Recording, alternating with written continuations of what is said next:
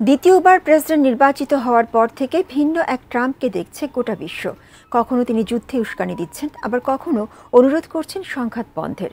ভারত, পাকিস্তান ও ইরানের পর এবার ফিলিস্তিন ইস্যুতে ইসরায়েলকে নিয়ে গাজায় শান্তি প্রতিষ্ঠায় ২০ দফা পরিকল্পনা ঘোষণা করেছেন ট্রাম্প। তবে এ নিয়ে তাকে কড়া বার্তা দিয়েছেন মালয়েশিয়ার সাবেক প্রধানমন্ত্রী মাহাথির মোহাম্মদ। শাহাদাত রিফাতের রিপোর্টে বিস্তারিত। শুল্ক ইস্যুতে ট্রাম্পের কঠোর অবস্থানে ধাক্কা খায়নি এমন দেশ বিশ্বে খুঁজে পাওয়া কঠিন। তবে সবচেয়ে বেশি অবাক হয়েছিল যুক্তরাষ্ট্রের মিত্র দেশগুলো। দফায় দফায় আলোচনা, বৈঠক এবং সাক্ষাৎ করেও তেমন কোনো লাভ হয়নি অনেকের। নিজ সিদ্ধান্তে অটল ছিলেন এই মার্কিন প্রেসিডেন্ট। শুল্ক ইস্যুর পর নতুন খেলায় মেতেছেন এই মার্কিন প্রেসিডেন্ট। যুদ্ধ করতে উস্কানি দিয়ে আবার সংঘাত বন্ধে তিনি এগিয়ে আসছেন। তার দাবি, শান্তি প্রতিষ্ঠায় কাজ করছেন তিনি। Russia, Ukraine, Bharat, Pakistan, Iran, Israel যুদ্ধ বন্ধ হয়েছে তারই আহ্বানে, এমন দাবিও করছেন ডোনাল্ড ট্রাম্প। এবার তিনি ফিলিস্তিনের গাজায়ও শান্তি প্রতিষ্ঠায় ২০ দফা পরিকল্পনার ঘোষণা করেছেন ২৯ সেপ্টেম্বর, যার একটি খসড়া প্রকাশ করেছে হোয়াইট হাউস। এতে বলা হয়েছে, পরিকল্পনার ২০ দফা প্রস্তাব মেনে নিলে গাজায় ইসরায়েলের হামলা সঙ্গে সঙ্গে বন্ধ হতে পারে।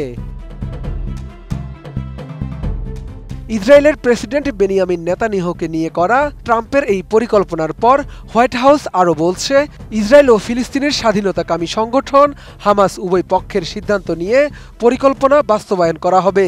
এতে মুহূর্তেই থেমে যাবে যুদ্ধ, চিরস্থায়ী শান্তি প্রতিষ্ঠা হবে গাজায়।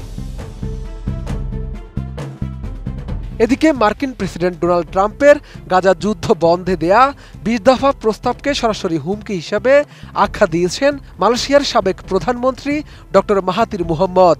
৩ অক্টোবর এক ফেসবুক পোস্টে তিনি এসব কথা জানান।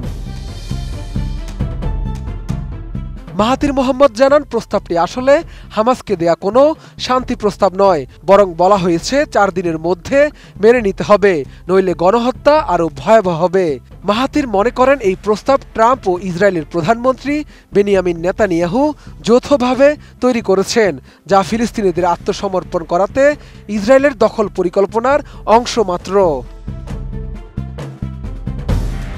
মালয়েশিয়ার সাবেক এই প্রধানমন্ত্রী আরও বলেন, এই পর্যন্ত ৬০,০০০-এর বেশি ফিলিস্তিনি নিহত হয়েছেন। এখন যদি আত্মসমর্পণ করতে বলা হয়, তবে তাদের এই আত্মত্যাগ ও গাজার ধ্বংসস্তূপ সবই বৃথা হয়ে যাবে।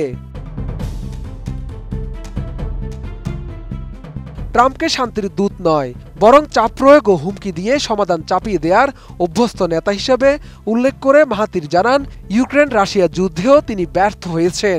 তার আশঙ্কা, হামাস প্রস্তাব প্রত্যাখ্যান করলে গাজায় গণহত্যা আরও তীব্র হবে এবং যুক্তরাষ্ট্র ইসরায়েলকে আরও সহায়তা দিবে। শাহাদাত রিফাত, এটিএন নিউজ, ঢাকা।